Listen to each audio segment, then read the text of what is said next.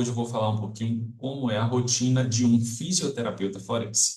Quando as pessoas pensam em fisioterapia, normalmente elas pensam em clínica, hospital, UTI, né, fisioterapia respiratória, fisioterapia desportiva, né, então sempre tem ali um tratamento, né, o fisioterapeuta colocando a mão na massa, atendendo o paciente, realizando mobilização, né, então sempre que pensa em fisioterapia, a gente imagina tratamento, né, e também eu tiro isso por mim, porque muita gente, nas redes sociais eu deixo claro que eu sou fisioterapeuta forense, e muita gente pergunta para mim sobre tratamento, você não faz tratamento também?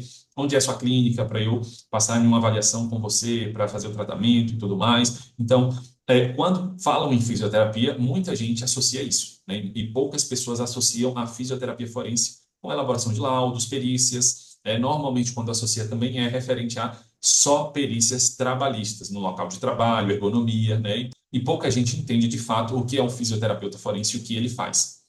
A rotina é outra, tá? A rotina do fisioterapeuta forense é totalmente diferente de um fisioterapeuta clínico. Começa com análise documental. Então, você trabalha muito mais tempo no computador, no celular, né? Então, você precisa analisar documentos, né? Exames, prontuários, histórico clínico ocupacional, documentos da empresa, né? Então, é uma série de documentos que você precisa analisar, antes mesmo de ver o paciente, né? Depois, se a análise documental está viável, você pode solicitar outros exames, o paciente retornar depois de um tempo com novos documentos, novos exames.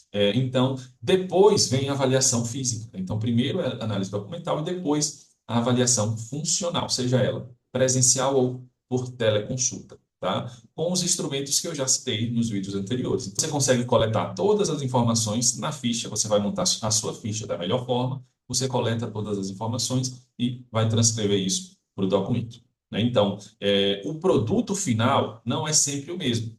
Tipo de documento, você pode fazer um parecer técnico, né, um relatório, um laudo pericial, uma impugnação, assistência técnica para advogados, resposta para os quesitos complementares, formular as perguntas para o perito responder, né?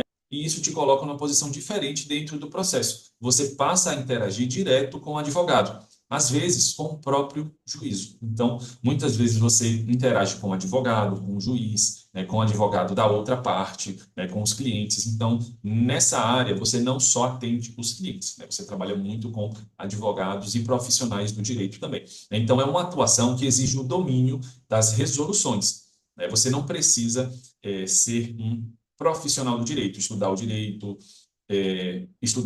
que eu digo é fazer uma graduação, mas você precisa estudar as leis, as resoluções, os benefícios do INSS, o que é um processo trabalhista. Você precisa estudar isso, você precisa ter um domínio da linguagem do direito para entender, né, o que você está falando, para conversar ali com os advogados, com os juízes também. Então, você precisa ter o domínio das leis também.